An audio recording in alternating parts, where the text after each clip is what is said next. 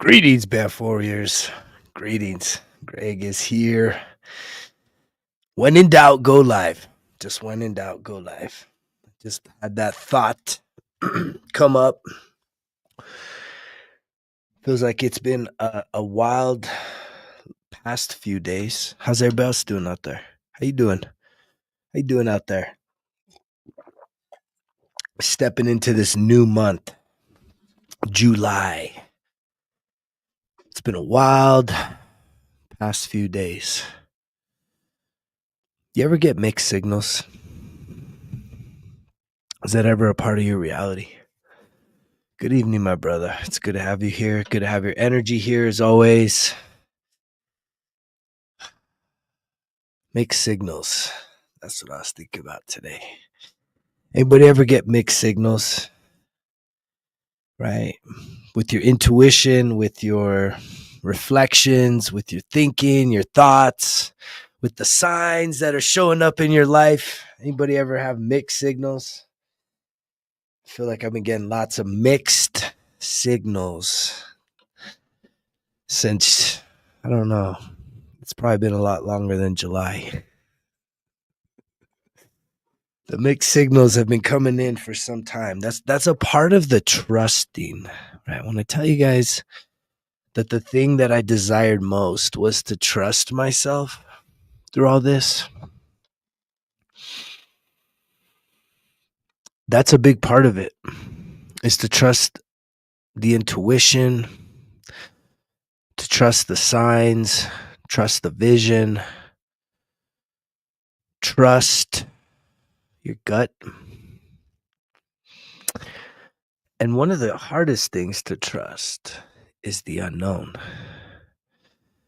The things you can't quite see, the things you can't quite figure out, and you have to just fall back on your faith. You got to fall back in a place of belief, of just believing that if you've sifted through yourself and you genuinely know that you're a good person. Because let's be honest, there's some bad people out there. There was a version of me that was, a bad dude, right? Chip on his shoulder, very confrontational, very angry. And yet when you do the work, when you do the healing, it's interesting how you can still get mixed signals, but you have to trust that everything is going to work out better than you could ever expect. Everything is going to work out better than you ever expect, than you can even imagine. And that for so many people that I talk to, that seems like so far off.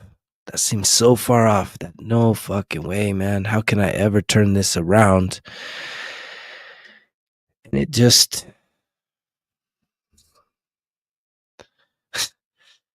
it takes having a very low expectation, but a very high work ethic. That makes sense? Low expectations for what each day can bring, but a very high work ethic and a big amount of faith and belief that doing work to figure yourself out is a hell of a lot better than just being oblivious to it. Walking in the darkness, acting as if you're helpless, acting as if there's not really a whole lot you can do to change things, because there is. There is a lot of things you can do. And that's usually the barometer. This morning I went to go return a bunch of stuff to a shipping center, and I'm sitting there, I have a bunch of things, because I usually wait like till I have a bunch of things to return instead of just one or two. And I get there and I'm trying to pull up the app, with the QR codes for each of the things, and it's taking a minute. Like it's not loading. And I'm like sitting there and I'm just looking at it, just trying to do its thing. And it's like, you know, seconds feel like minutes in that time. And I could tell the lady is looking at me and she was like wondering if I was going to get stressed out. And I just sat in it because I felt myself wanting to get stressed out or wanting to say something like, whatever it is, right? If it's just like, wow, man, it's taking forever. And, that just kind of like a little complaint. And I didn't. I just sat there and I was just looking at it. And I could tell that it was like slowly doing what it needed to do. And then boom, it finally came up. And who knows? I mean, it probably was honestly, if there was a real clock timing it, I don't know. Maybe it was 40 seconds. Maybe it was a minute. It felt long. And I just sat there and she's just smiling at me. And there's like a line starting to form now. And I'm just waiting. And as soon as it popped up, she's like, you know what?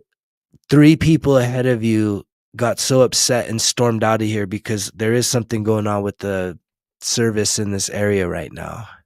And she's like, I can't believe that you just like were very patient. And again, it's like in that moment you like see in the mirror that, there is progress. There is a receipt and there's even validation that someone is seeing you show up different in this world. And it made her feel safe because the other people just got so angry, so frustrated. They couldn't sit in the 30 seconds that they just stormed off. I don't know what's going on. And, I'm out of here. This is ridiculous, kind of like pissed off. And I just sat in it. And I was just sitting and sitting. I'm just like, and I can remember being aware in that moment. Like I was myself, but I was being aware of myself. And I was like, do you stress out? Do you give up? Or do you just surrender to this? And really what it was about is, what do I have control over? Do I have control over that this is not going as fast as I would like it to go? That it wasn't instant, boom, boom, boom, like just like how it usually is. It was like, it was sitting there thinking, like sitting there looking at it like, what the fuck? I'm thinking like, what the fuck? Why is this taking its time today? But I didn't say anything. I just sat there and I was just like, waiting. It's like, what was it? Jeopardy. I'm just kind of like sitting there, and we had a connection. Like she was like, man, I really, how did you do that? And I was like, it's taken a long journey. It's been a long journey. I was wearing my hat, I had my hat on. I was like, it's right here. Results kill excuses. Like, fuck. It's been a long journey to get to the place where I can just sit. I can sit in an uncomfortable silence with myself. And it even felt a little more tense with someone else there, but I just had to sit in silence and just say, I don't have control over this, but I've been waiting like 2 weeks to do this, and I'm not going anywhere. And I also had like an appointment that was like timed just right. And I'm like, I got to get to the whole other side of town.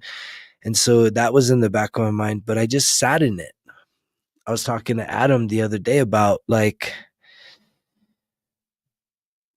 being the master of your time. And a lot of people, it's just like, man, we need to slow down. And I even looked at her once. I told her, I was like, man, I've just learned how to like slow down my breathing, slow down my thinking, slow down my moving.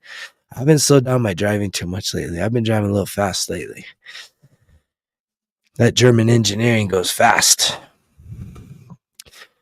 So that's one area I haven't slowed down too much.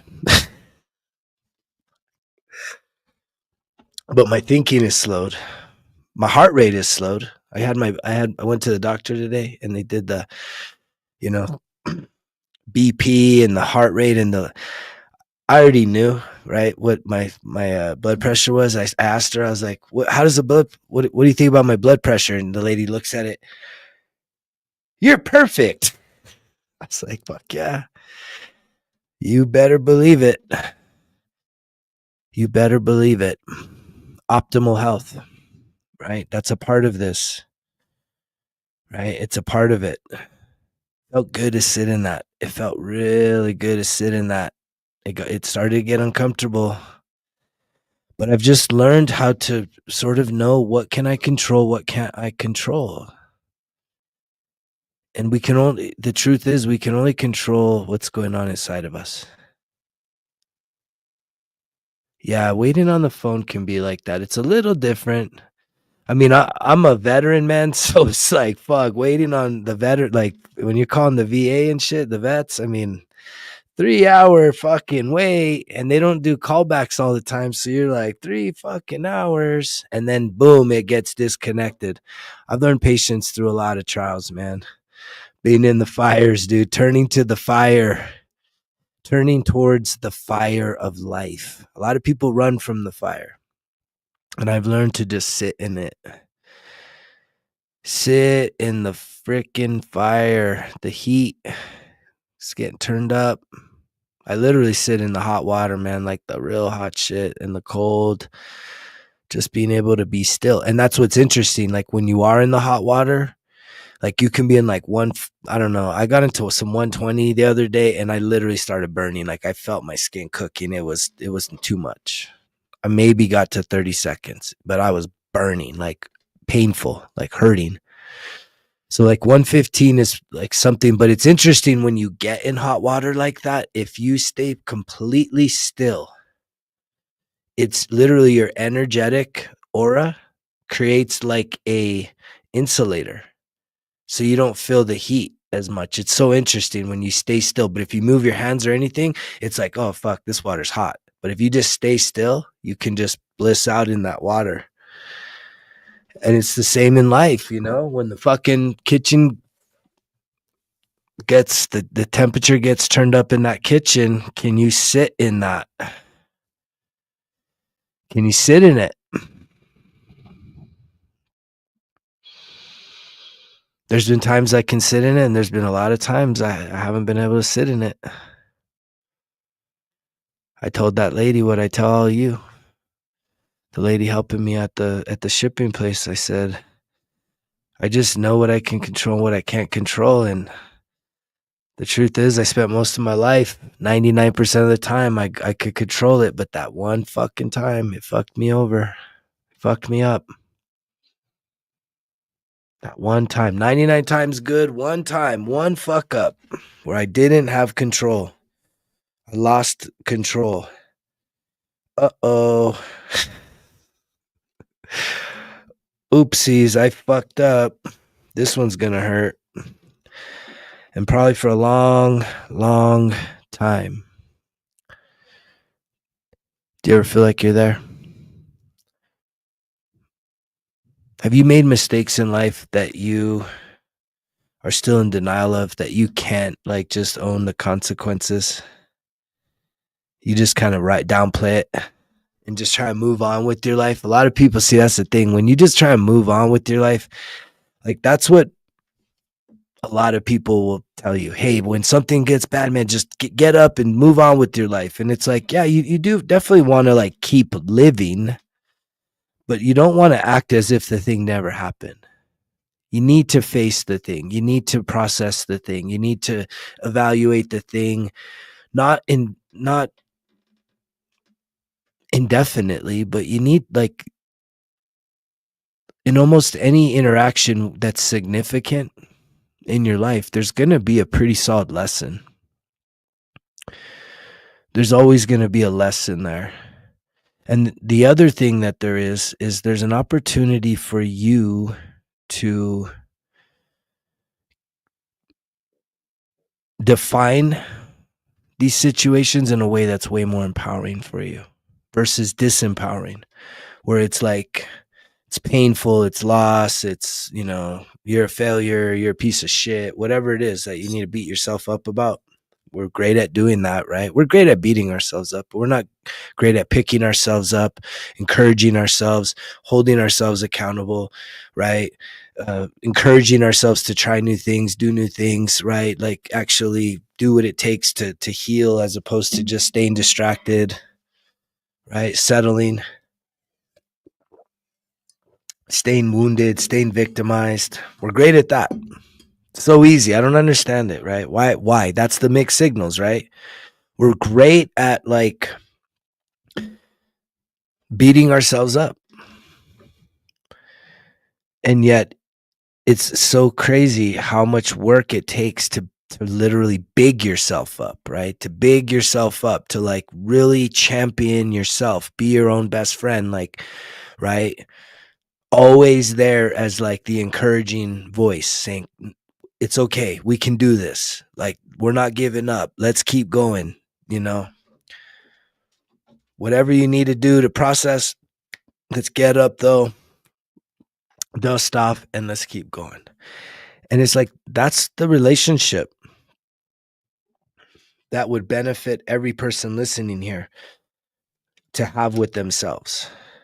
It's great when other people are cool, like you have great friends and they, you know, people that you are real trusted uh people of like the like-mindedness, growth mindset, optimistic, you know, healthy, spiritual people that you can go to and turn to, right?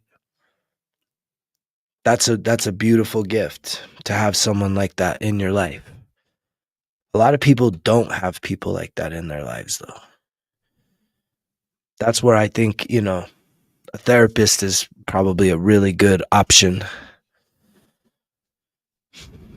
And it's not just like a total admission of like you're so screwed up. It's like just when you're going about doing life, to have someone that's a sounding board, that's neutral, is a professional, that you don't need to worry about, is this person going to use this against me? It's like, no, whatever is said there stays there. It's a great sounding board. I don't know anybody in this day and age that couldn't use someone like that in their life. And I know there's not enough therapists for that. If everyone was to like say, "Hey, I need somebody," there's probably not even nearly enough therapists to go around for that. So then, yeah, we do need friends. We do need, you know, coaches, mentors, role models, you know, people that we trust, trustworthy people that are usually maybe in a little better place than ourselves in one category or more, right? Because there's lots of different categories and very few people kind of have everything together, right? I know a lot of people that have a lot of the one-dimensional boxes checked, but it's like the deeper you get with them, the brighter the light. You're like, oh yeah, they're still missing some things. That's all right, and that's all right. The mixed signals is interesting though. Anybody seeing mixed signals right now? I feel like I get mixed signals. I don't know if I should talk about the dream I had last night. It was wild. Anybody having some wild dreams? Dreams are really wild. I have a mixed bag of dreams. I think a lot of my dreams is me healing.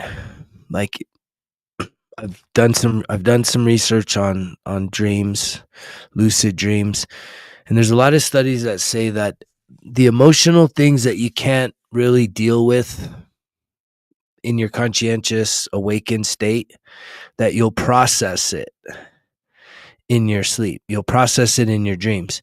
Now, the problem with that is though, if you're drinking and smoking and adding chemicals to your body, right, that distorts your dreams. Yeah, you had a super wild one last night. I mean, there's no other way for me to say it, dude, but I'm just going to say it how it was. Like, I killed the devil last night. Fuck, man.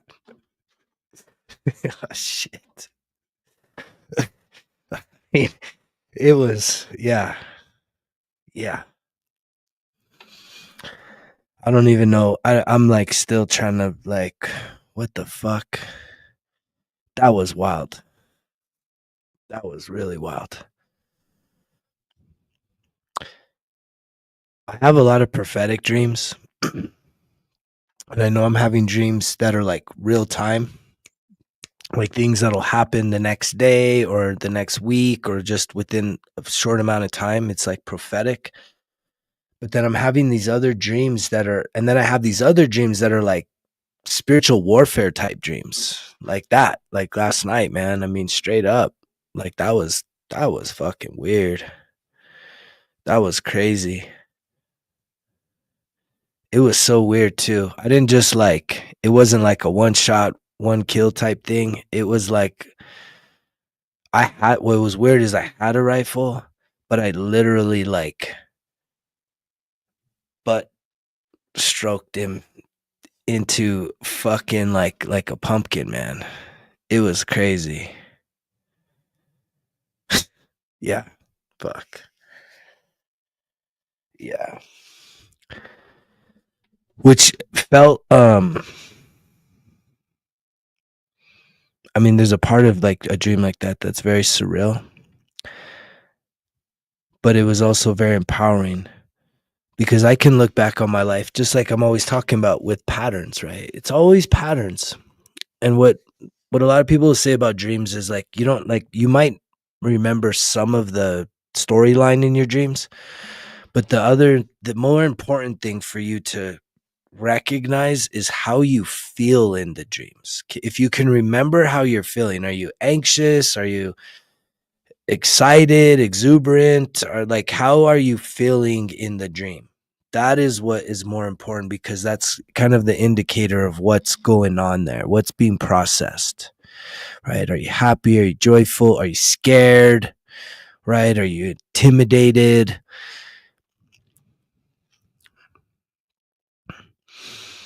And I've seen a massive shift in my evolution in dreams, especially confronting like dark forces. I'll call it that. To where in the past, I would be hesitant on fucking with the dark forces.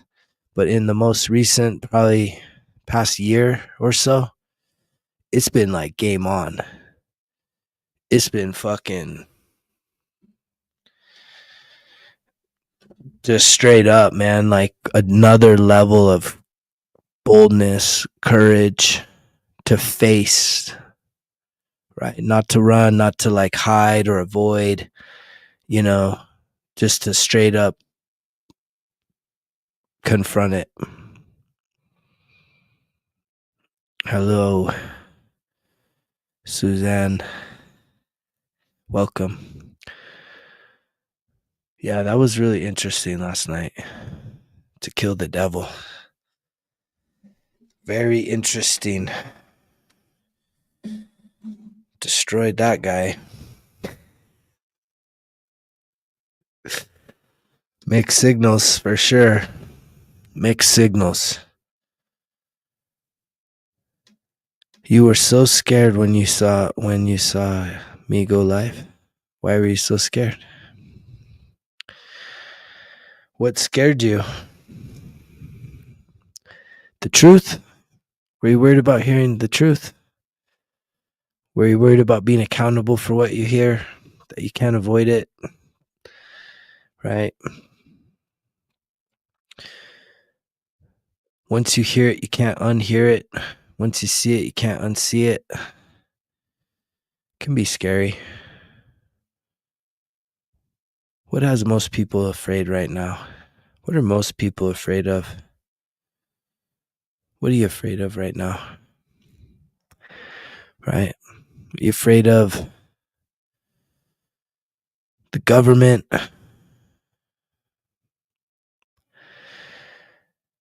The truth? Yeah.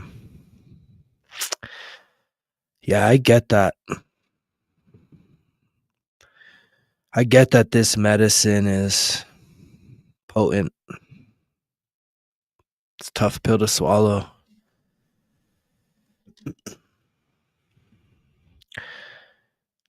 Right? It's a tough pill to swallow. And if I'm fully honest, like mixed signals is like, I don't want to get on here again. It's like, I don't want to get on tonight. So it's like, I don't want to get on tonight. You don't want to hear it tonight. And there's a part of it where it's just like, part of me is like, I just don't, I know that most, right? Not all, but most people are not ready for this, for my medicine. They're just not.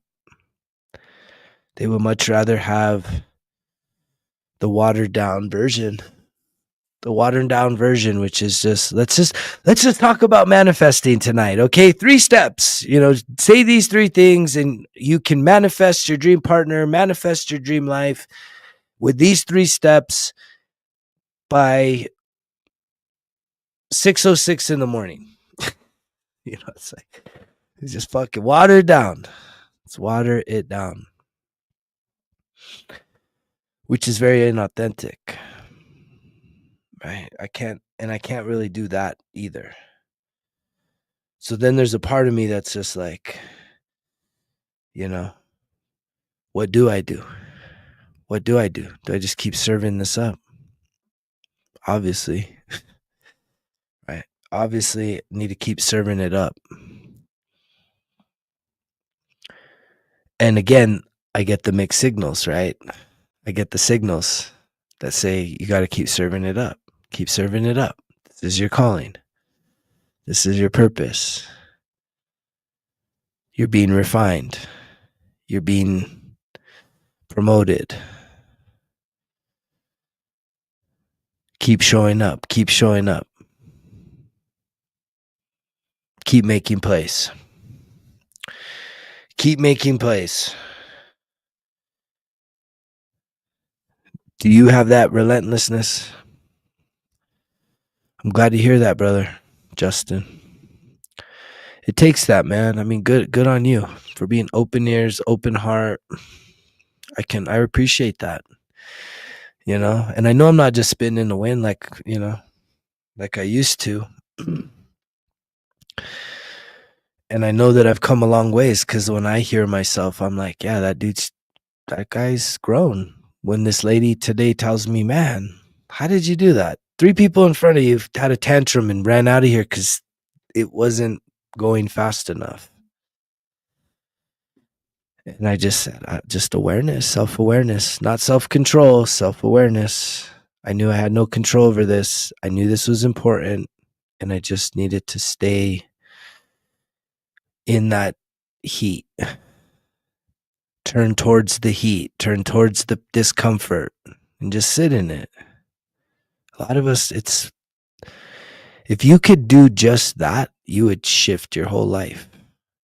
Sitting, turning towards the pain. If you could just do that.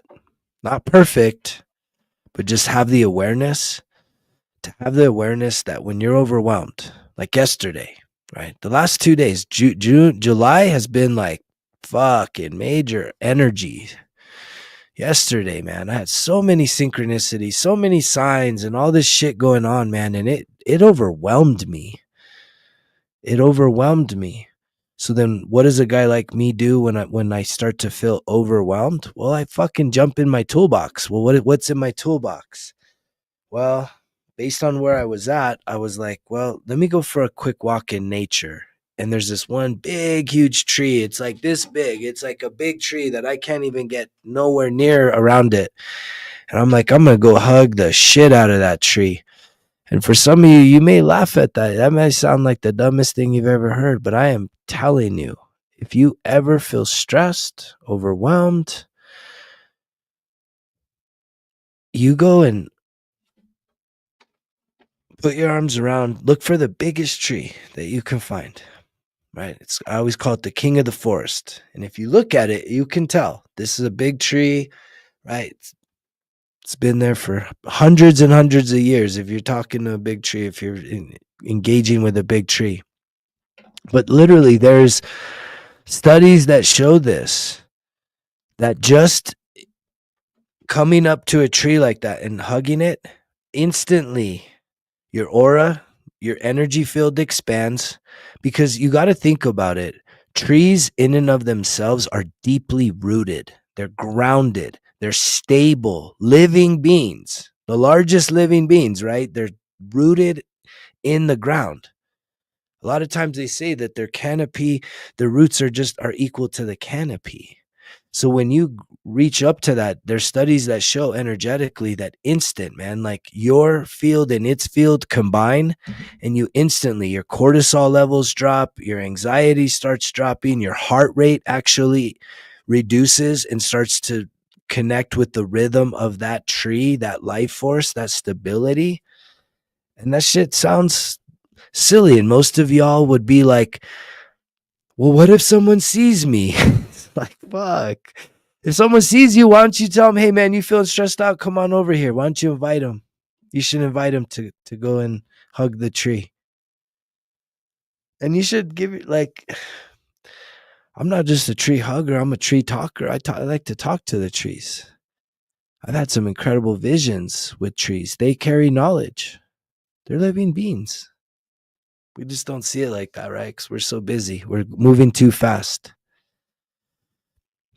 So that was like step one, right? Was going out into nature, doing that, sitting in some grass, doing some breath work, doing some meditation, and then and it worked, right? It helped.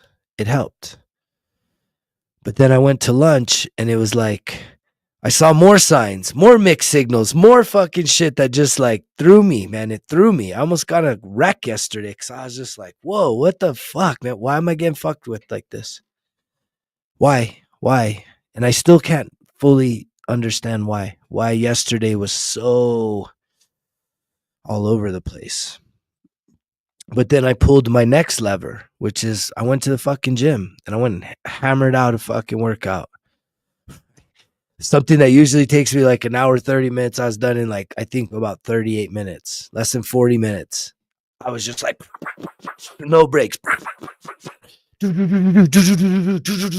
Just fucking locked in, pulling the levers, using the tools the tools that work. And then I also did some breath work,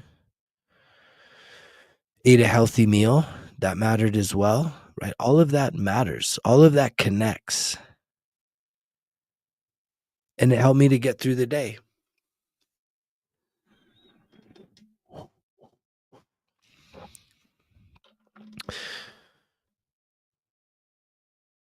And it's wild to think that, I don't know, 13 years ago, well, even just a few years ago. I mean, I'm like 3 years sober from THC, but just 3 years ago, man, I would have been fucking getting high as a motherfucker, getting stressed out like that, feeling overwhelmed. I'd have just said, fuck it, man, let me drop some edibles, something to shift, right?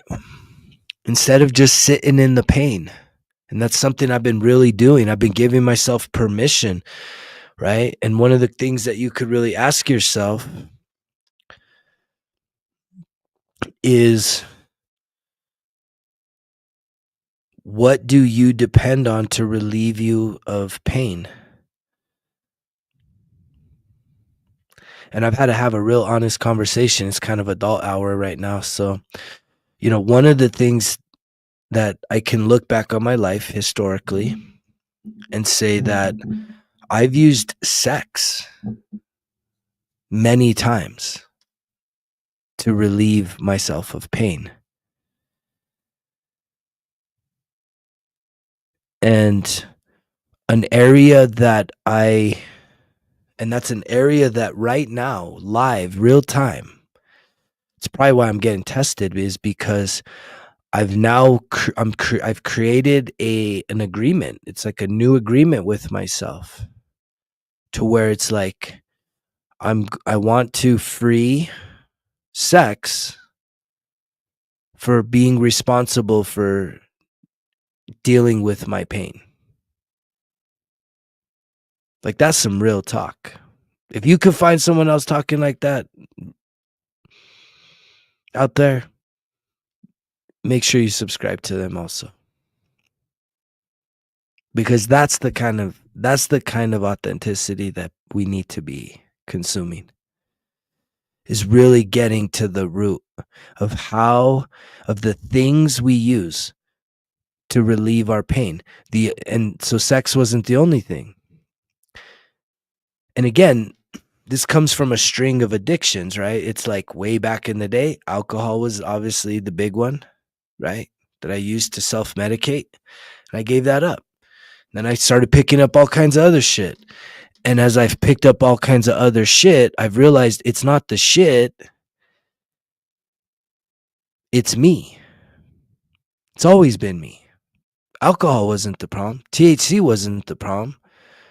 Sugar wasn't the problem. Sex wasn't the problem. I was the fucking problem because I was using all of these things, right? To give me the rush, to give me the endorphins, to give me the feel good, because I couldn't just sit there and turn in towards my pain.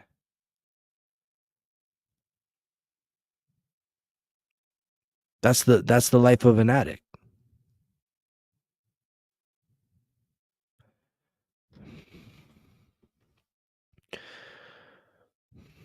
I mean, that's a good question. Everybody, let me finish this thought and then I'll talk about the narcissistic ex. It's 111. But again, it's just like when you think on this. So the other thing that I was another area that I could tell that I would, when needed, as prescribed by me, that I would use food. That I was still using some food. I was still allowing some cravings to overpower me. And it was because, right, there was a part of me that said, hey, this is innocent enough. Let's go ahead and, like, it's like you go from, it's the the lesser of all the bad things, right? It's like, okay, the alcohol is bad, the THC, right, the sugar, and you just keep going down and down and down, and it continues to like manipulate and masquerade and shapeshift. But what's at the root of all this? Unhealed trauma, unprocessed emotions. That's what's at the root of all of these addictions, of all of these things. And I can't, and I'm here to tell you that the amount of relief that I've had since turning towards my pain and realizing that, okay, dude, you're trying to use sex to heal pain, which that's not what sex is for. Sex is for, it's a sacred connection with, another person that you genuinely love and care for, and, the intimacy that that should be present there at a very deep level. It's hard for that to truly be present if you're using another person for your own pain relief. That's real talk. That's real fucking talk. And I know I'm talking to a lot of people that are doing that. And I know I'm talking to a lot of people doing that subconsciously. That means you're doing it not really knowing why you're doing it. Because you're not centered and grounded on yourself. You're in your head and not in your body. And the reason why you can't be in your body is because you don't feel safe in your body. And the reason why you don't feel safe in your body is because of all of the unhealed trauma. The pain, the emotional pain, the wounds that you are carrying around from the shit that you have survived, lived through, and all the anything, all of the shit. That's just real talk. And there's no other way to say it. That's hard medicine, right? It's just like, that's a fucking hard pill to swallow, man. People that can't handle the truth, right? There's the majority of people on this planet bullshit themselves enough, and they want other people to bullshit them as well.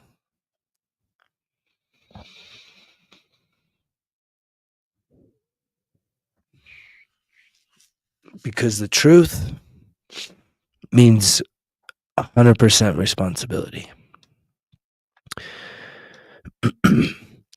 The truth is found in life on life's terms.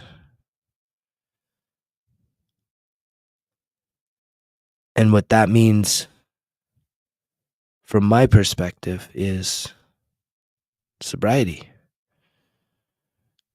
From chemicals, but also from things that you're using to deal with your pain, other than literally just sitting there and dealing with your pain. Breaking the molds, breaking the patterns. And the biggest thing that does that is just awareness. And how you start to cultivate awareness is, first you need clarity here in your mind, and then you need connection with your body, right? You need clarity in your mind, right? Because it starts there, and the body is what keeps the score. The body has kept every single thing that's ever hurt you. It's literally a closet filled with all of the pain and suffering in your life. And that's why so many people are disassociated with themselves. That's why most people live in their head and even outside of themselves. When you are so focused on what other people are doing, if you're somebody that has a huge compulsion for gossip and worrying about whether it's celebrity shit or sports and entertainment stuff or politics shit, if you are so overwhelmed and have to be the know-it-all of all know-it-alls, the most informed person about whatever's going on in this world, you're doing that compulsively because you can not, or you don't want to sit and figure out the news and what's happening on the inside of your body. These minds, I mean, that's why, gaming is so addictive, and AI is so, virtual reality is so addictive, is because where does that take place? Simulations, like even race car simulation is all in the mind, right? Anytime you're playing a game, you're using dexterity with your fucking fingers, your thumbs, but everything is happening here. So you're literally immersed in it. So even when you're just sitting there watching the box, watching the tube, watching sports, watching shows, it's all here. It's all cerebral. It's all in the mind. You don't want to be in your body. And and how you get out of even being in your head is by projecting yourself into whatever it is that you're observing. Where focus goes, energy flows. So your energy, which is your life force, is not in where it needs to be. Your energy, which means your focus, should be on your life. If you're not focusing on your life, then do you understand what that means?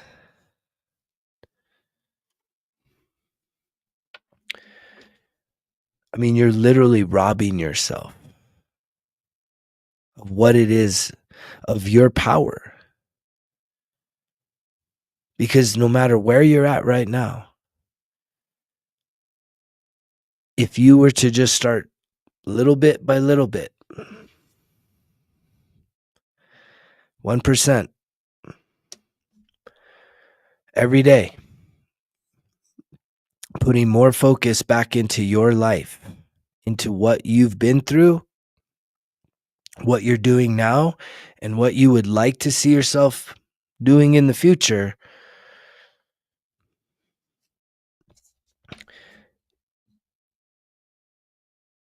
That process alone, that system, that recipe will absolutely guarantee that your life will start to evolve, improve, get unstuck, and you'll actually start to like awaken to the fact that you'll be like, what in the hell? How did I get myself so distracted? Why was I spending all that time, money, energy on things outside of myself? It's like that's the awakening. That's the awakening there. That's what it is. When you have a compulsive, fanatical thing of something that's going outside your body, you're telling yourself, well, you're a fan, or it really this really interests you. We create all these little shits, right? This matters. It's my duty, civic duty, my patriotic whatever. It's like, dude, stop. Stop. You have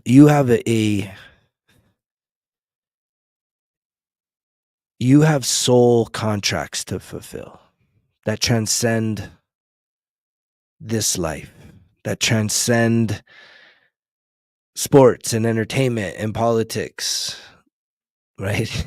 Your soul contracts are literally the mission that you signed up for on this planet. And I promise you, there's not one soul contract that says that your assignment is to be the biggest fanatic of something outside of yourself. Promise. I promise you.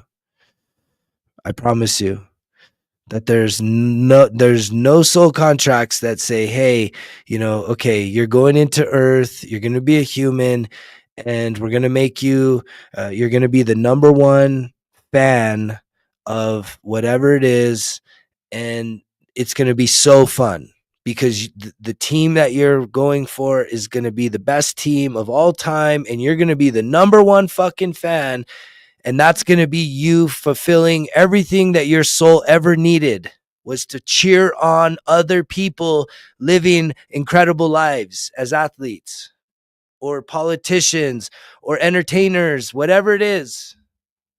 I promise you, nobody got that contract. That is what we are called to overcome. Those things are literally the obstacles that are in the way. You're to go over them, around them, under them, or go right fucking through that shit.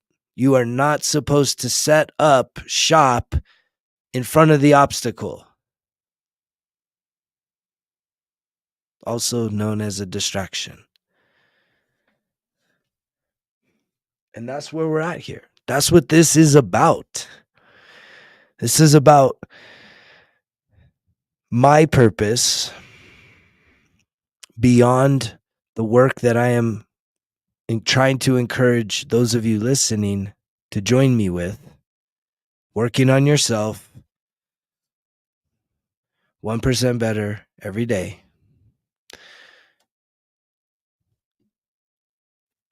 The calling now for me is to share this message. And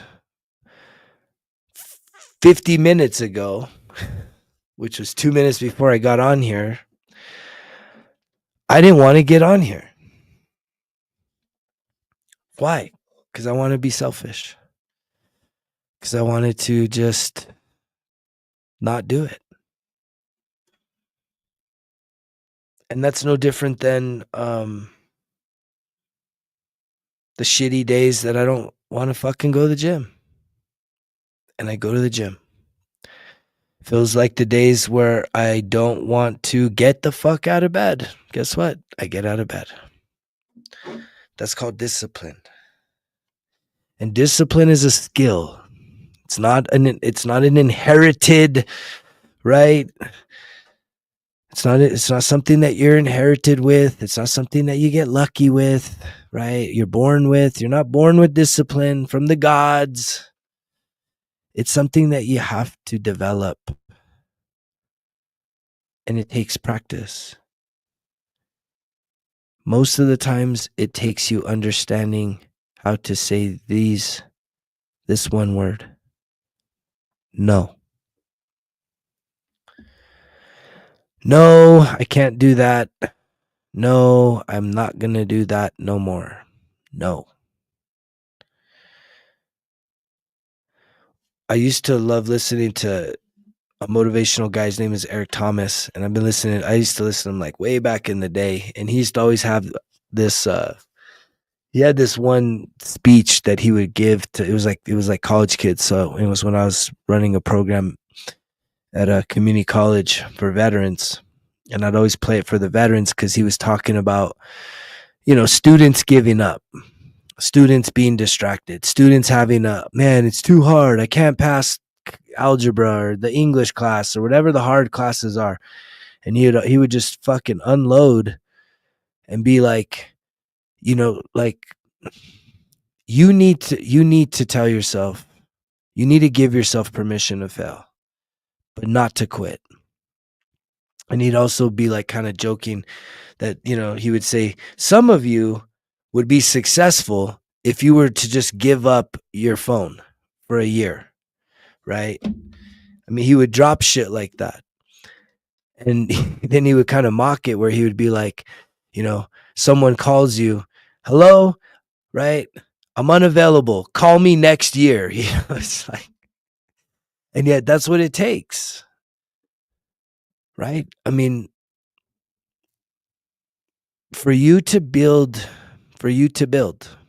right? Building is an action. For you to build your dreams, your desires, your wishes into 3D reality, you need to go and put all your focus and all your attention and all your effort and all your resources on you for at least 1 year and see what happens on the other side of that. Because if you do that for 1 year, holy shit, I think most of you don't go back to the old version of you. I think most of you say, this is too good. This has gotten good. It's getting good. I'm seeing the results. But most of you want to see it done in a week. Most of you want it in a month. Most of you want it by tomorrow morning. All right, guys, say these 3 things, repeat after me, and your dream life will be manifested by 9:07 tomorrow morning. Fuck. That shit gets fucking so many views, so many likes. And I don't ever understand why people fucking don't comment, hey man, that shit didn't work. I did the 3 tricks. It didn't work. But because we have such short memories and everybody's just faking each other out. That's the problem. Isn't it? Isn't that the problem? We're all just faking each other out. And we have such a short attention spans that we hear something, it makes us feel good. We think we can do it. We try it. And then by the next day, we never really thought it would work, but it at least made us feel good for the fucking 15 seconds that we watched it. We tried it. And it was like, well, it was just a 15-second thing anyway. So who the fuck cares? And then, you're still miserable. And then the next thing comes up. Hey, try this, right? If yesterday's 3 things didn't work, then the reason why is because you needed to do this one thing and one other thing, bonus round today. It's like, fuck.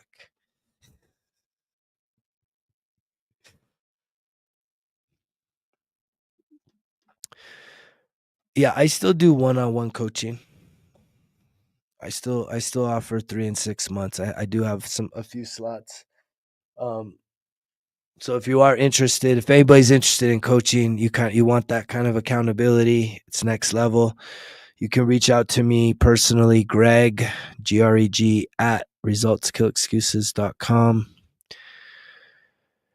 I would love to work with you if that's something that you're willing to commit to and invest in. It's a lot of people need that, right?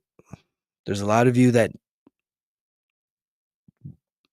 need that because you haven't quite you're not there yet when it comes to the self accountability, when it comes to the discipline, believing in yourself, being self motivated.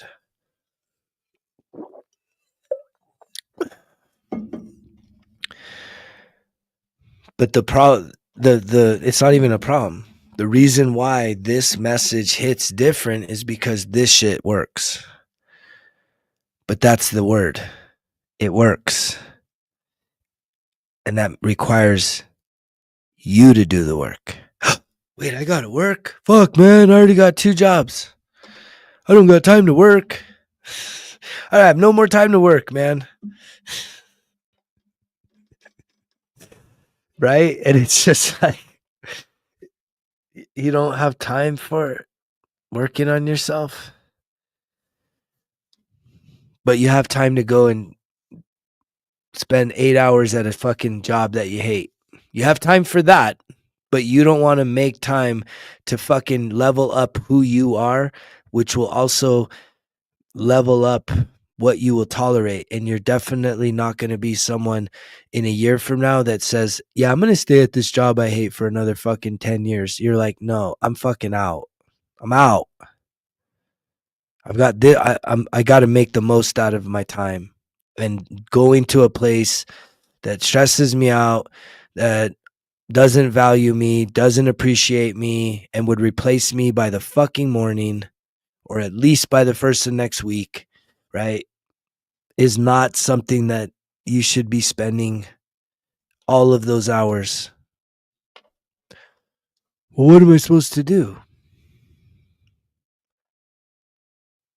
Right. If that was you asking that question, what am I supposed to do? I hate my job, but I need my job to pay my bills. Roger that. If money, I always go to the question, if money wasn't an option, what would you be doing?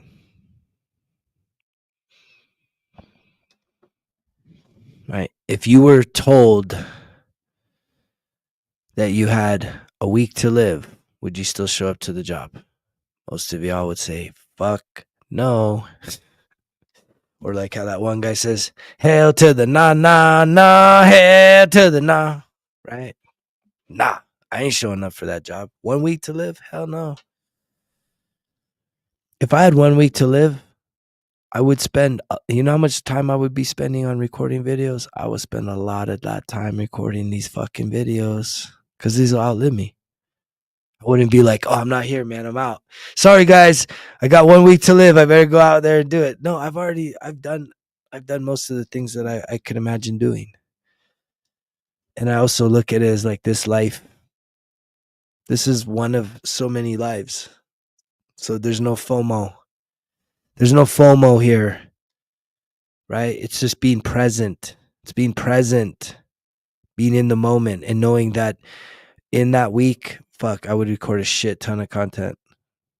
I would do some things. Yeah, there's some things I would go do that I enjoy doing and spend time with people I enjoy spending time with, but I would record a shit ton of videos because that would matter too. To leave something. Most people listening to this message, it's like whatever you're doing, it's like that's the last fucking thing I'd be doing. Right? With 1 week to live.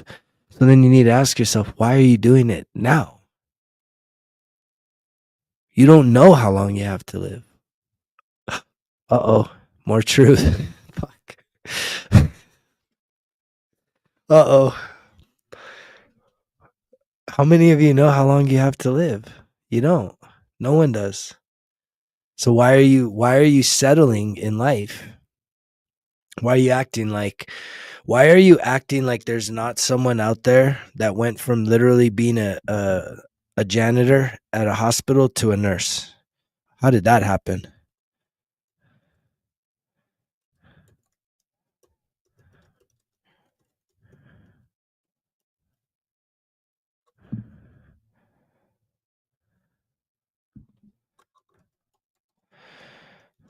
Let's see if I can pull this up.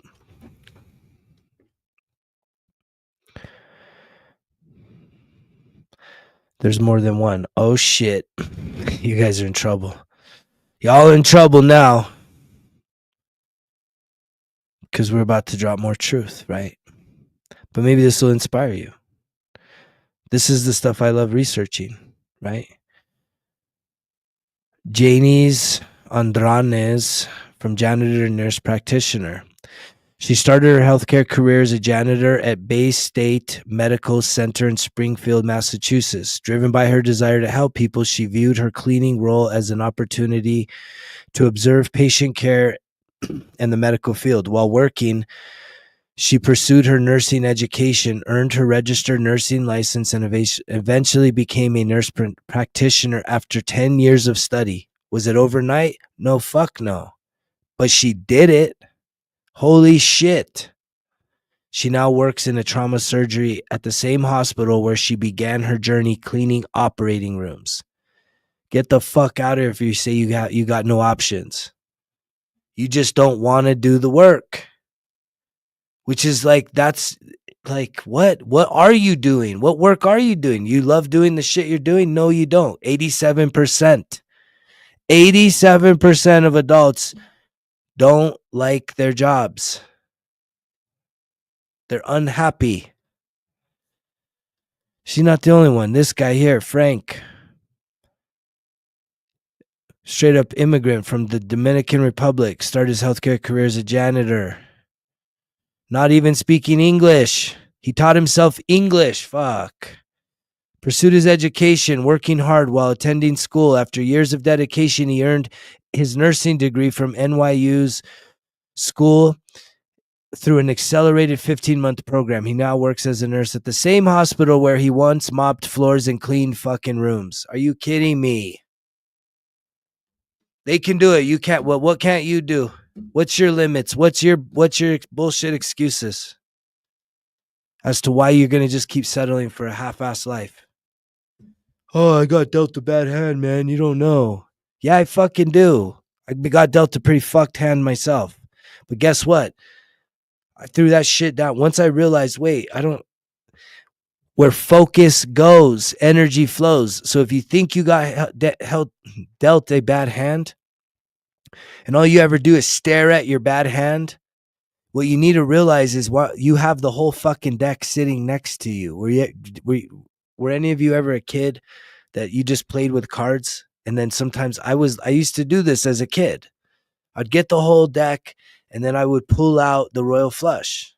And I would just like looking at it and wishing like, man, look at me. I got the royal flush. I have the best hand. Ha ha ha. I have the best hand. Right? And you can do that same thing.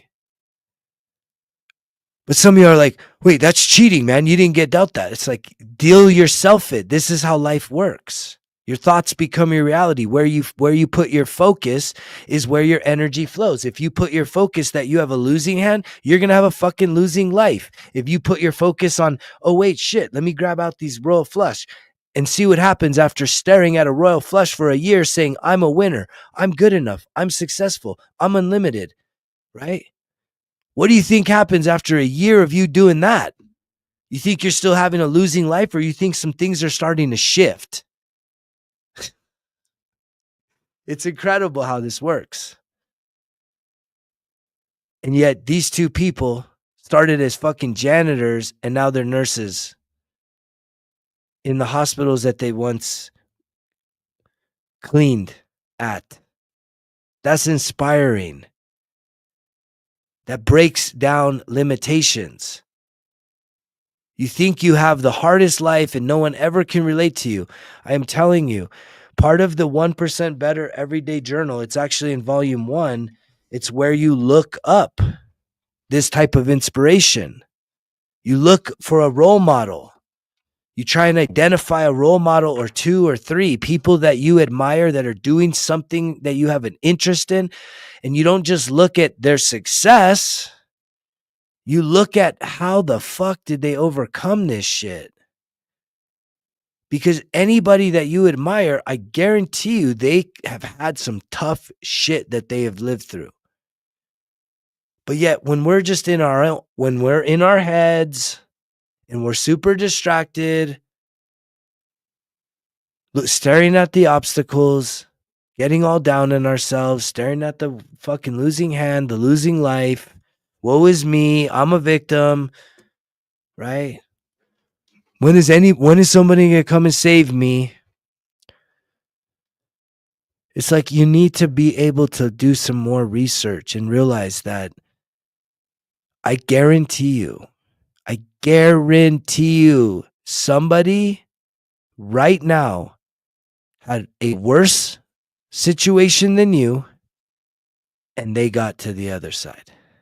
They found a way. They created a way. They made a way. And if they can do it, you can do it.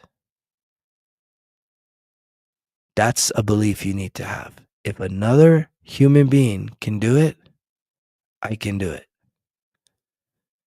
You have to be willing to start expanding your frame of mind to believe that if someone else can do it, you can also do it. Are you going to do it exactly the same? See, this is the mixed signals. This is the mixed signals we give ourselves. We desire these things. We desire something better in life.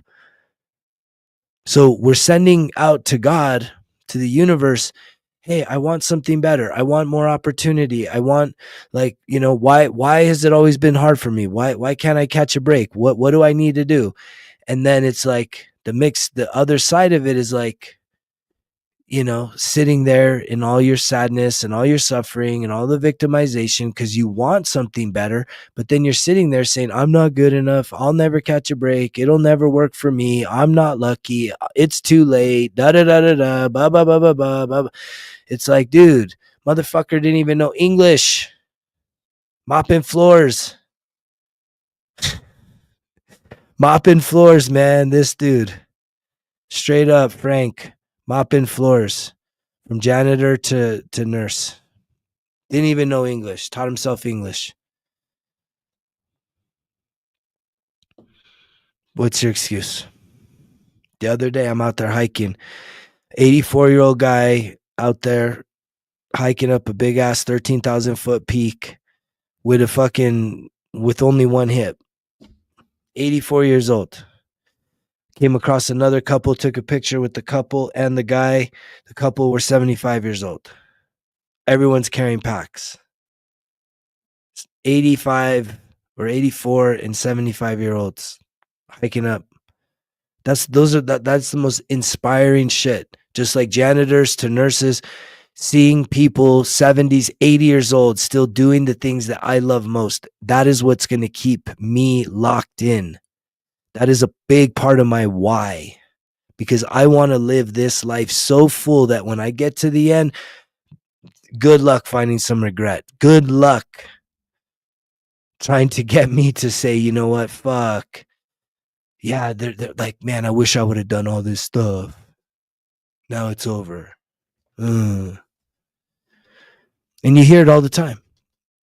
There used to be somebody. I don't scroll too much anymore. I don't want to put a lot of focus on it. And yet, but I do remember seeing, and I would always like watching the people, guys or girls, that would interview 60, 70, 80-year-olds and say, hey, like, what are the life lessons? What would you tell your younger self? What's like the biggest regret you have? And they all say it. They all say the exact same thing. They all say the exact same thing. What do they say? They all say the exact same thing. I wish I would have done more things for myself instead of always worrying about what everyone else wanted for my life. You know what that's called? Freedom.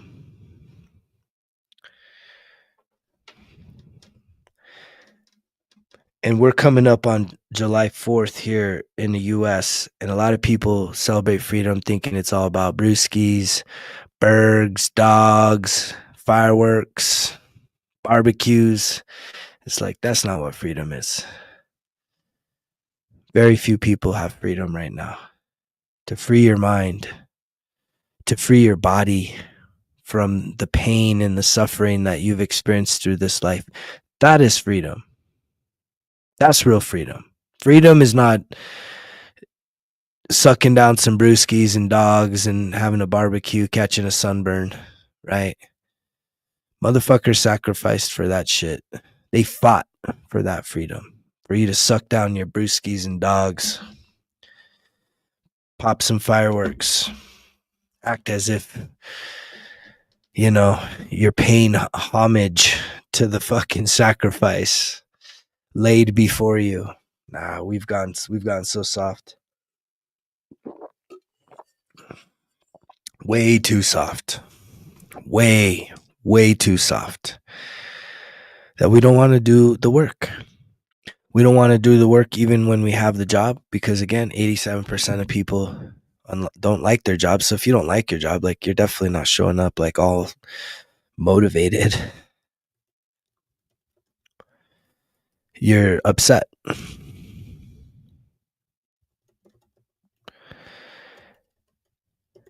mean, it's like when you don't like your job,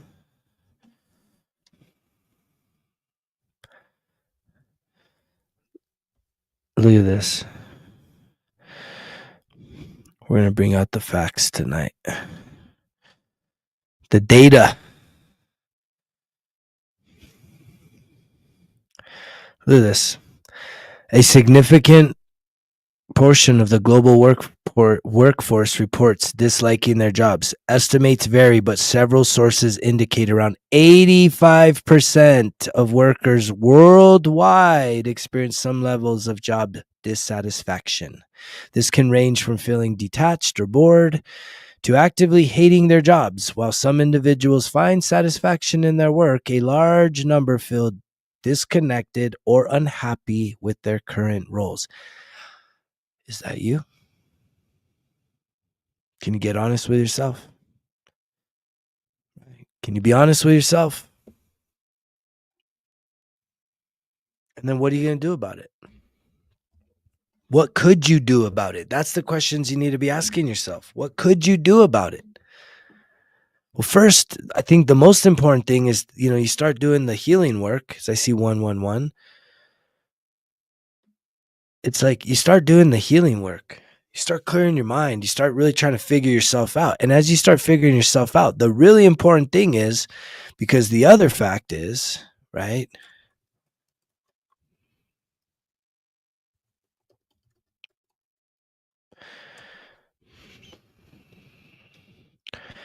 The other big thing that's coming up, right, is 2030. So right now, a lot of you that are just kind of sitting there and not doing the things that you should be doing, but you're still unhappy, right? You're unhappy. Oh, wait, that was exactly what I wanted to show. So here's the other thing that's coming up. And how do you get ahead of this?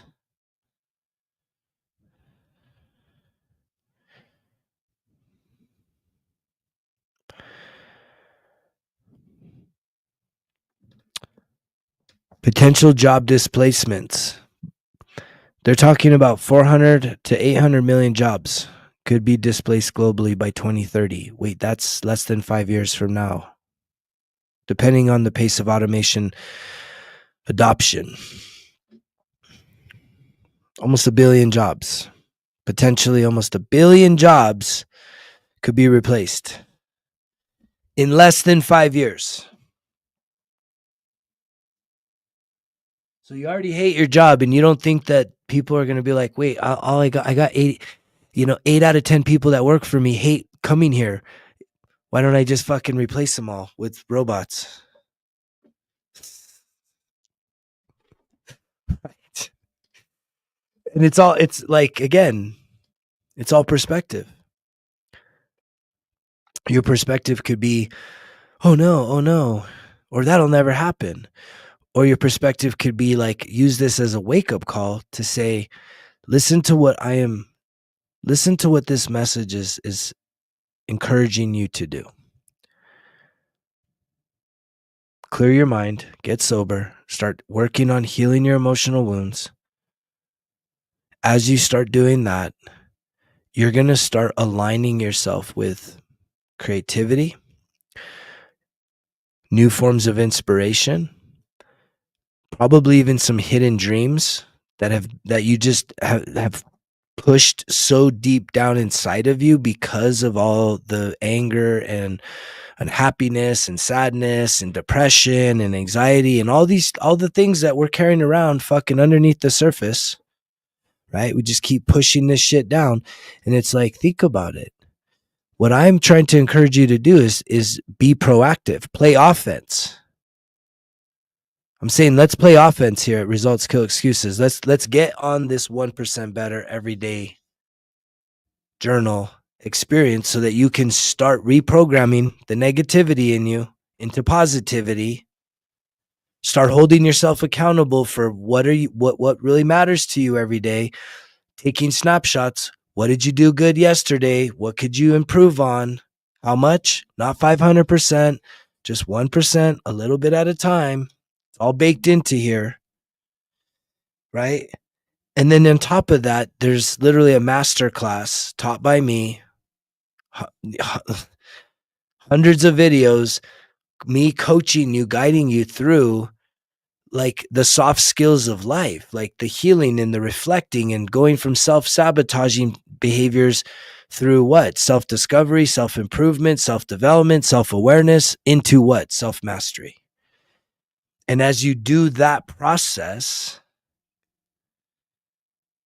then you're going to be able to start improving your confidence in yourself so that you can align yourself with probably a gift that you have inside of you that can be identified, also developed, mastered, and ultimately shared with the world at large. And that alone, more than likely, I can almost guarantee you, insulates you from the impacts of AI or anything else, because that aligns you with the purpose that you had here. You were given a gift. You have something special inside of you.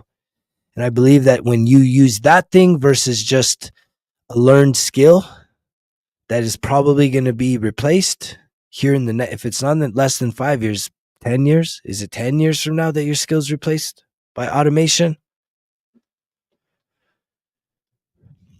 And yet some of you will still sit there and be like, well, I don't know what to do.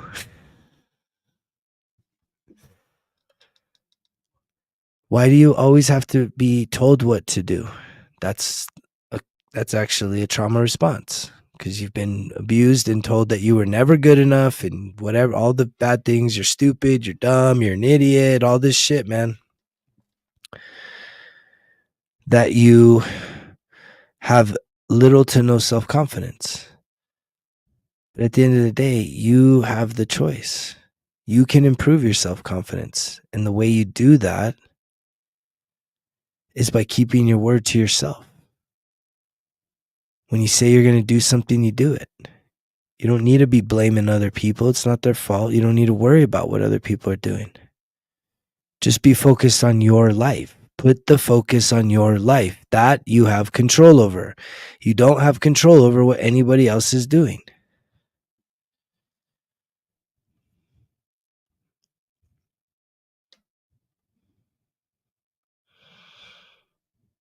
And where I would start is by going to resultskillexcuses.com. Two things. If I was you, I'd sign up for the Breath of Life Healing Circle. You can click on that link there. Or I'd go to the shop and I'd go to print products. And I would definitely get, at the very least, I would get myself a 1% Better Everyday Journal Volume 1. But even better than that, I would get the bonus pack that's 6 months, Volume 1 and Volume 2. That's what I would do. If I was someone that's like, what should I do? What could I do? How can I get this thing started? How can I start shifting my life, making myself a better version of myself? How can I make myself irreplaceable?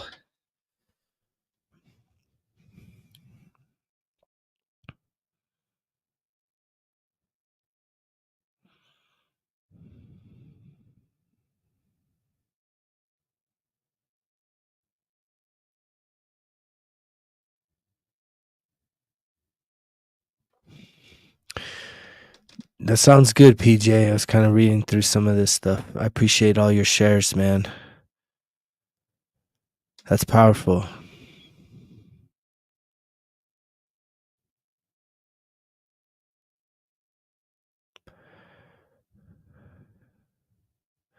Good for you, bro. Yeah, good for you for being proactive to just do that, right? Plant that seed. Whether it evolves into something else, it's like it's great to show kindness even if it's not reciprocated, man. So good on you. I appreciate you sharing that with us. And that's what it takes, right? It's taking the high road. This is the high road. Results kill excuses. It's so many of you like, oh man, you see the kill, right? Kill. It's like kill. Oh man, this has to be bad stuff. What is this? What is he wanting to kill? Kill. That's terrible. I don't want to kill anything. Got you.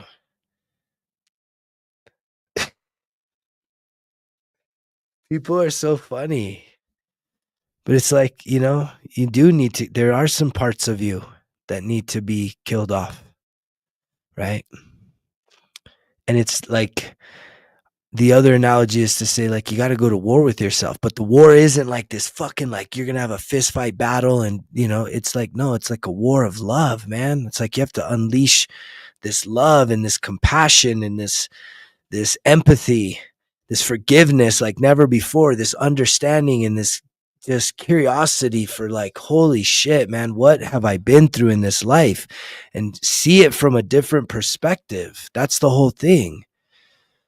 When you only see your life through the lens of you as the human that's had all these bad experiences, and then all the negative thoughts that just keep fucking kicking your ass every day, yeah, you're overwhelmed. You're cooked. But what it really takes, and that's why you got to clear the mind, drop back into the body, which that's where the breath work comes in, right? The mind is the sobriety, dropping into the body. The journaling helps to reinforce positive thoughts, positive thinking, processing, reflecting, sorting through the complexities of the experiences that you've had so that you can kind of see some patterns, connect the dots. I mean, that's like people say I'm bad. What do people, I always hear people say, and I've been battling my demons. It's like, what the fuck does that even mean? Most of y'all ain't battling shit. You're getting your asses fucking handed to you. Right? You ain't fighting. Battling your demons isn't giving in to all the vices, checking out, and just fucking waving the white flag saying, I don't know what to do. I'm just fucking helpless. No, battling is fucking like really getting clear and real about this journey, hearing this message and responding. Responding with what? Action. Get on the 1% better everyday journal. Express, right? Is it going to be an overnight success? No, but it is definitely a recipe for success. Your success. Period. Guaranteed.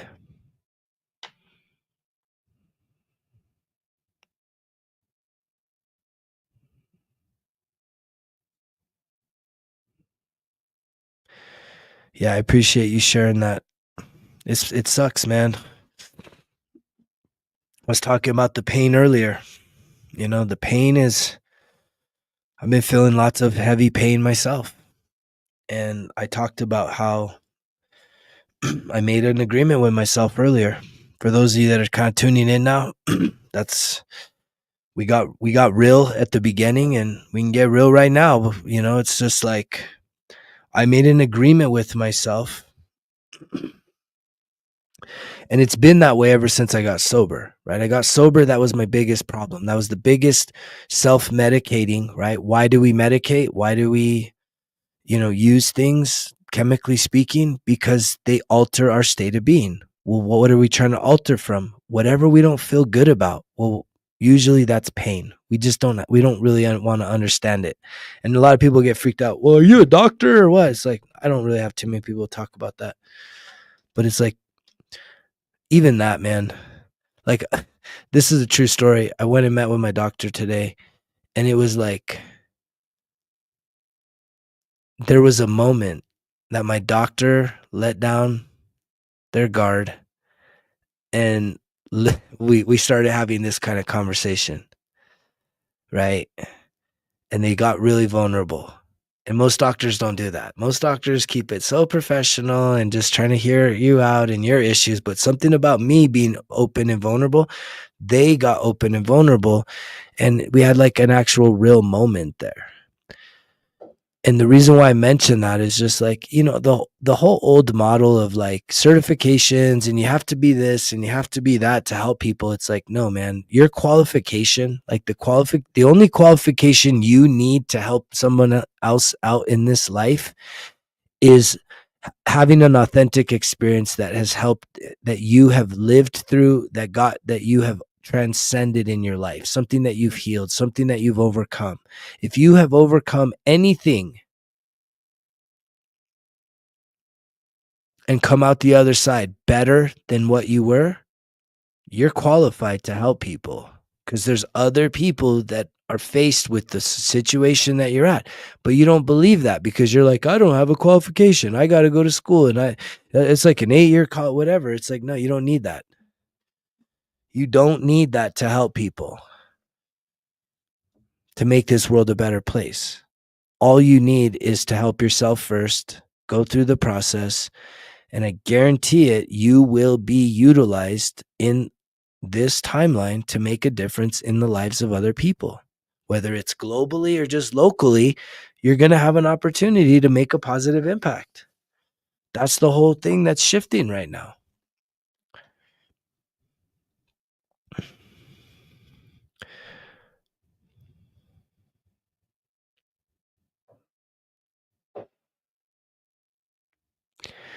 Dude, we all want to change. And I appreciate that vulnerability, PJ. It's like, it's kind of nice to read that, I mean, I'm with you, bro. I can promise you that what you just wrote is speaking for millions of people right now. But you don't even realize that, dude. You're speaking for millions and millions upon millions of people right now. They feel exactly how you feel. PJ just wrote, I've been afraid of taking responsibility, afraid of committing to anything. Now I'm overwhelmed with emotions. I do actually want to change. Millions upon millions upon millions upon millions of people, man, feel that way. And unfortunately, many of those people won't do it, will never take the step to change, will never find that courage. They will die in their pain. And the beautiful thing is they get to come right back and do it again. Yes. That's literally like, that's how it works. And that's where it's like having that next level perspective. Like, you have to have the soul perspective. If you only have your human perspective, it's like, okay, this life goes so fast and I'm so afraid and I've been through all this stuff and I'm carrying around all this pain and I have all these bad habits about myself and I feel powerless and I feel like it's too late and I feel so defeated and negative and afraid and scared. And the shift, here's the shift from fear to love. It's that simple. We're going from fear-based living to love.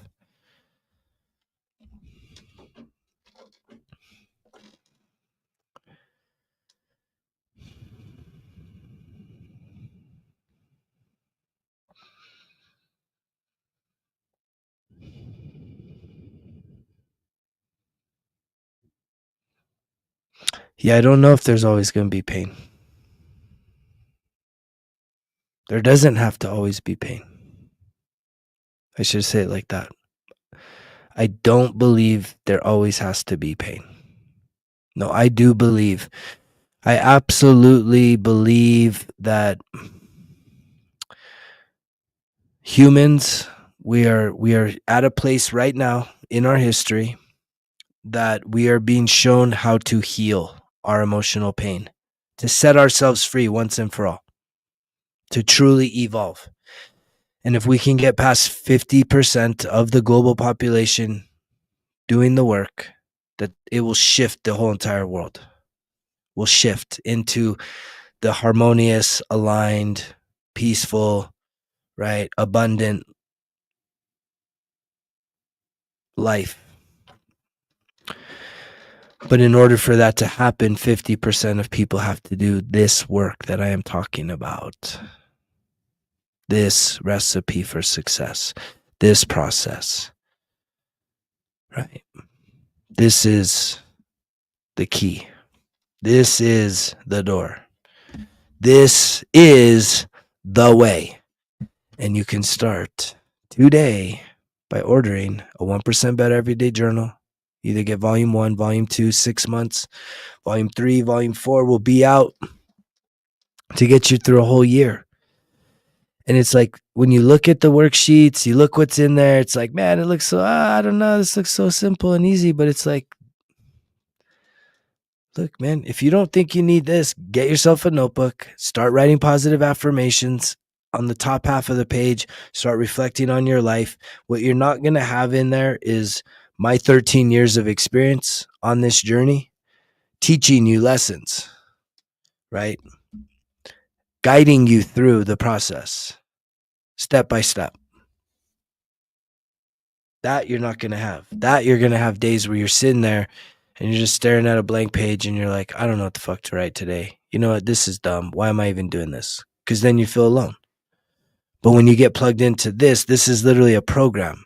It's kind of like, I think Adam might be able to like communicate it, but it's sort of like kind of like a secret coaching program that a lot of you don't know. It's just not live interactive, but it's me coaching you. I'm coaching, I'm guiding, I'm teaching, I'm sharing just a wealth of deep knowledge within both of these first two volumes of the 1% Better Everyday Journal. They're not carbon copies. This isn't, I didn't just add volume 2 and say it's the same thing. Don't worry. It's just, no, there is some things that need to be repetitive. We are creatures of habit. We need that process. We need the repetitiveness to really break free from old patterns. But there's definitely small adjustments in there that are specifically geniusly designed to help you not be so stagnant, right? I don't want people to be stagnant in here. I want you to kind of be able to lock in for the duration of each of these journals, which is 91 days each. So we're already at 6 months. If you start now, that'll get you through January of 2026, which is soon. It's very soon. We're close. We are coming in, right? July's going to smoke by. August will fly by. And we'll already be in the fall. And then we'll be at Christmas. And motherfuckers will be still like, you know, instead of being 5 months in, right? I'm going to be over here trying to do Christmas sales saying, hey, get on it. Now we got volume 3 and 4. So you could buy the full 4-pack bundle for all next year, 2026. It's coming, right? But, right, wouldn't you rather already be 5 months in, though? Knowing that time is of an essence, 2030, job replacements, right? Knowing that 85% of people globally, so not even just the US problem, globally people are unhappy at some level with the work and the time that they spend doing what they're doing. Wouldn't you want to start figuring yourself out, getting to your truth, setting yourself free, aligning yourself with the true gift that you have inside of you?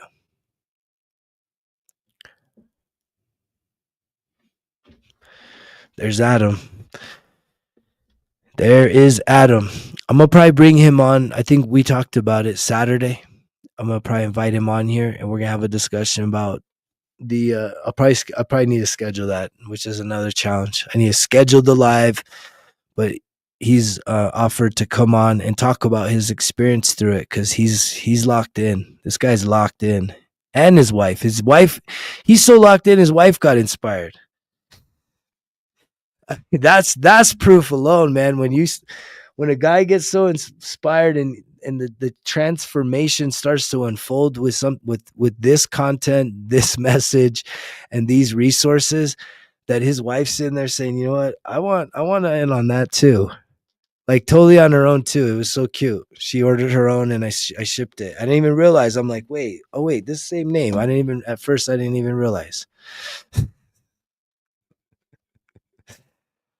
There he is, fellas. The journal is the way. I just finished the first one. It's life changing.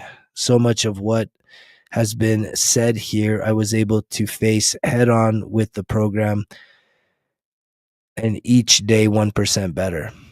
Another guy yesterday wrote that, he's just started 1% better everyday journal, and it's like the first time in a long time, as it's 11:11 right now, that he feels hopeful about the future. When's the last time you felt hopeful about your future? When is the last time you felt optimistic that there was good things coming? Because you know what, when that happens is when you start to awaken and realize that if you start doing things, putting in work on your life, on your situation, on your feelings, on what you're spending your time on, when you start cutting out distractions, and that means for some of you, right, you need to break up with sports. I'm not saying forever, but what about for a year? What would happen if you broke up with your teams for life for 1 year? What would happen? Right? How would you use that time? Could you invest that time so that you could get pro, so that you can level up your life? Most of y'all would be blown away at who you could become if you were to give up things like that for a year, to lock in, focus on you, doing things like the 1% better every day journal. And it's built for people that have never journaled, but yet Adam, he's a very seasoned journaler. He's got lots and lots of journals. He's done it a lot. For him to be advocating for like this, like saying, dude, this does work. It is making major improvements in my life. I tell him, I'm like, I'm just honored to hear that, like that feedback, because I've just followed through with the visions and the designs. I mean, this whole idea came out of my journaling. This is what I'm trying to tell you. When you start journaling and writing down things, you're going to start getting new because you start to declutter all the overwhelm in your brain, all the clutter that's there, all the stress that's there. When you start getting that out, and it happens by transfer of energy, you take it out of your brain by putting it on paper. When you start writing things down, it's literally a transfer. It's a download. You're getting things out of your head. So you start to clear your mind, which then gives you more opportunity to actually start to receive and see more clearly ideas that you never even considered, which ideas are literally opportunities. This came from me journaling. I've read about it lots of times. I'm like, I think it was in 2023, March. I literally wrote. I started visualizing results kill excuses and talking about a journal, global brand. And it's like half of the journals that I've sent are global, which is incredible. Have that to be able to leverage this technology to reach people all around the world, because most people I talk to, being here in the US, they think that the world revolves around the US. It's like they think everything is the US. I'm like, dude, no. This shit's global, man. What's going down? It's all around the world. This is a transformational time in our human history, collectively, globally. The shift is happening. The meltdowns are happening. It's not just like everybody thinks it's just like over here in North America, and it's bullshit. It's a narrow view of what's really going on energetically, spiritually speaking, around this world, on this planet right now. And I'm grateful for everyone that's been faithful, just tuned in, resonates with the message. Lots of great comments tonight. Thank you to everyone that's been commenting, that subscribes, everyone that dropped orders on the 1% Better Everyday Journal. Right, I print these out myself. I bind them myself. I'm trying to shift that over to a really fun family-owned local printer here in northern New Mexico that I'm really excited to be able to even share with them to support their business as a family-owned small business that does really high-quality printing, because I care about high-quality printing. I have a background in it. And so you'd be surprised if you could only for a minute start to dream dreams, dream big dreams about who you could be if you were to just give up 80% of your distractions. I didn't say 100. And you know that. I said 80. If you can give up 80% for a year, where would you be? What would you be? What would shift in your life?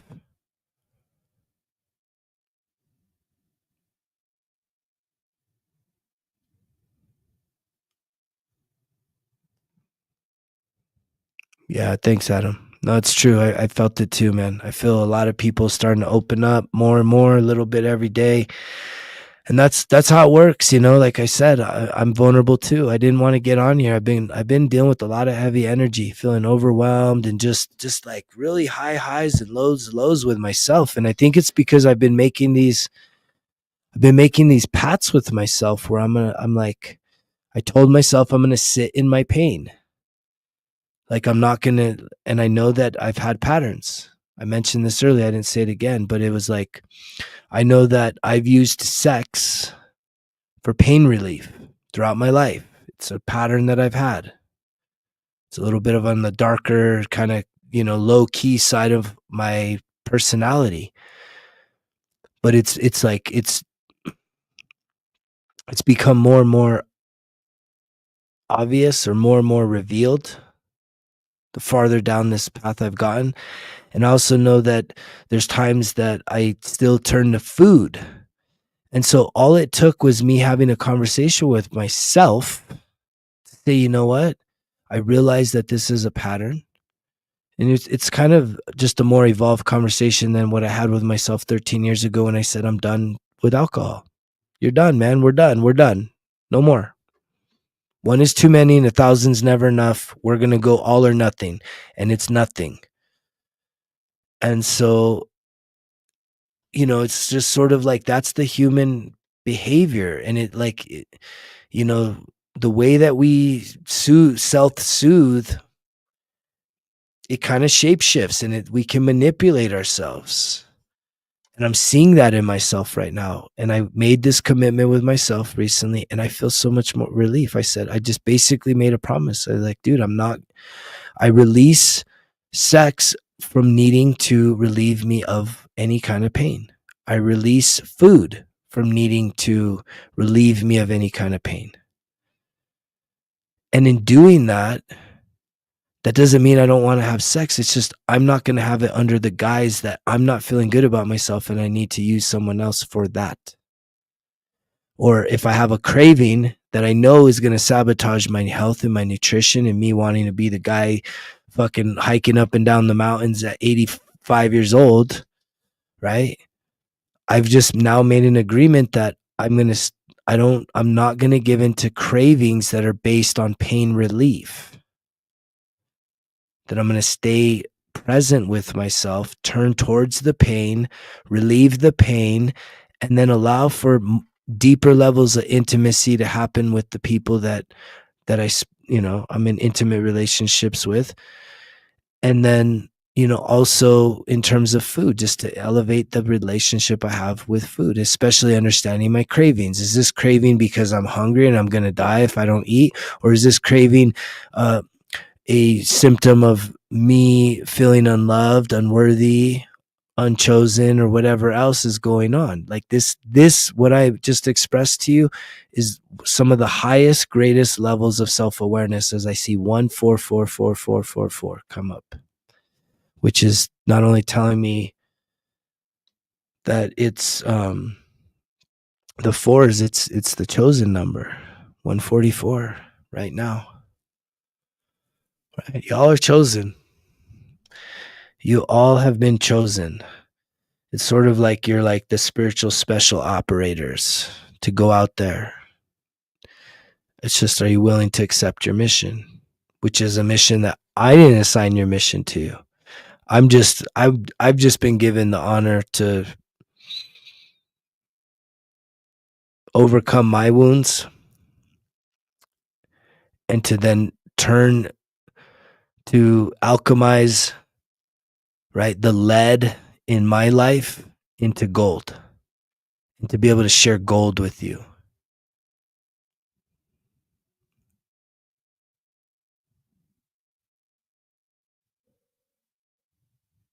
Yeah. Yeah, we still gain so much identity, which it's really a false identity on intimacy, sex primarily. And it's like, it's really interesting. It's something that I'm working through with myself right now. It's what I'm working on with myself, because I truly do desire to bring in the divine counterpart, but I know that there's some like final bosses that are falling right now, like literally. I mean, the dream I had last night, I literally killed the devil, right? I mean, that's some final boss shit going down. That's me stepping up, saying, I'm taking over here, right? Like this light, this message, this belief in self, this accountability for myself, right, is unstoppable. The only one that can stop is me. And there's a part of me that tries to. There's a part of me that tries to. And there's going to be a part of you that tries to get you to not take action, to not pull the trigger right here, right? To say, I don't know, man. I mean, there's people here say, man, this shit is changing my life. This stuff is really some of the best. I believe I know there's nothing else like this on this planet. Why? Because I'm cocky? No, because I know that my experience is unique unto anyone else's. Is there similarities? Sure. But I also know that not only is my experience unique, my experience professionally, artistically, creatively, right? All these different things have given me, because I've acted, because I took action to actually act on downloads that came through journaling throughout my own just healing journey. Because I took action on it, I was given the ability to put these together. And it's unique. There's nothing else like it. I'm sure there'll be copycats or different kind of shit coming out as the bigger and bigger that this gets. But that's, I'm not afraid of that. I believe in, it's just a form of flattery. Imitation is just a form of flattery, right? There's no competition here. I'm not competing against you. You can't compete against me. I don't want what's yours. You can't have what's mine. That's the beautiful thing. We all have a safety deposit box that has your spiritual gifts. It has your divine inheritance, your divine birthright. It's in there. Are you going to do the work to manifest the key so that you can go and open it up? It's yours. It's yours for the taking, and no one else can have it. And it's everything and more than what you have ever even dreamed of or thought of or believed that could have been a possibility for what you could be doing in this life. It's so much even more than that. More. But guess what? You're sending yourself mixed signals. One day you think, okay, maybe I'm going to try this. And the next minute, no, fuck no, I can't do that. That's too hard. I don't have the time. I don't have this. I can't do that, blah, blah, blah. And then the next day it's like, well, maybe I'll try it again. Maybe, maybe after summer's over, maybe closer to Christmas. Right? right? And then the next day it's like, nah, I don't even think I'll do it. It's like, dude, there's no better time than now, right? You're hearing the message. You have nothing to lose from this and only upside. This truly is a win-win, right? There's a lot of manipulation out there. This is a genuine win-win, and it's like way undervalued. So I would get on it now. Yeah, we could go for a run. I want to lead hikes. That's my thing, right? I'm hoping next year that we can do a live. I think that would be really cool to do like a first kind of retreat. And it's like I went to Sedona recently and I did all these series of hikes, and everyone I went with, it was like I was coaching, right? I was like doing coaching and like all these cool little things out in nature, and like everybody was like, it was kind of sad. Well, I don't know if it was sad. It was an interesting reflection. And I get this a lot where myself included, we were all paying to go and listen to this one teacher. And everybody that went with me on the hikes are like, this feels like, I feel like I'm getting more out of this time with you out in nature hiking than I did in like the 3-day thing we did and together. And I was like, I get you. I get you. Right. But I still invest, right? I still invested because, right, I don't mind doing that. It put me in a beautiful place. I've made a lot of beautiful connections. Some of you are here now. Thank you. And I look forward to connecting with people in person probably as early as next year, doing like a retreat. Yeah, doing a nice retreat, bringing people together. It's all about building community, and it's getting people that are truly ready to, that are making the investments, right? I mean, a lot of people, it's really just listening to stuff. You know, most people, influencer 1.0 has just been to be entertained. The next wave that's coming through, which I'm a part of, is adding value to people's lives and also saying this is dynamic. You can't just sit there static, right, and watch. Right? I am calling you to action. I am calling you and adding value to you, speaking life into you, giving you medicine that you should be saying, this, I'm going to start doing the things that he's recommending and guiding and even utilizing the products that he's created to help me benefit my life, to improve my life, to actually get some shit done in my life. It's a beautiful exchange. And the more and more people that do it, you know, building that community is what's important, so that we can start to have people that are actually not just, they're done hiding and lurking, you know, you're willing to really step out and say, yeah, I'm a part of this. I'm a part of this. And it's making a difference in my life. And then you get to be an inspiration to other people as well. That's the beautiful thing about this, the reciprocity. The more that you build confidence, the more that you do the work, you're going to be given the task to help other people. Yeah, I'm in New Mexico, northern New Mexico. But the retreat doesn't have to be here in my backyard. There's lots of places. I would definitely probably do it in the western US though. It could be in Colorado, it could be in Arizona, it could be in Utah, it could be in Montana, it could be in Wyoming. I love all the West. Maybe we'll do them all. We'll just do them all.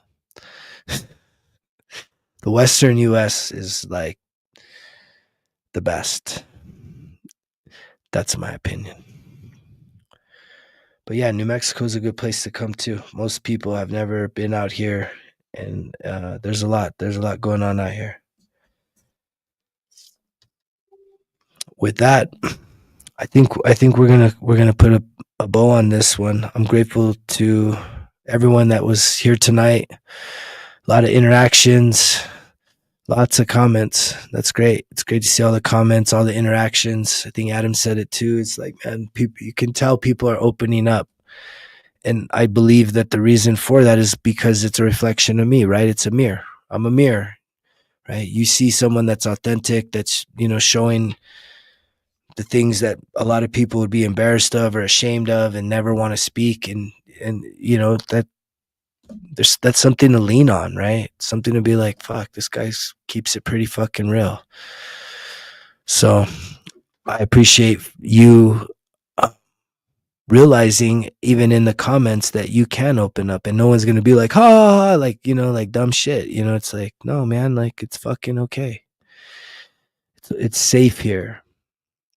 And if anybody ever does act a fool, it's like later you get bounced. But I don't think that's really the nature of what's going on here. So thank you again to everybody. I hope that you really, if you're doing the 1%, stay locked in, keep going, no days off, right?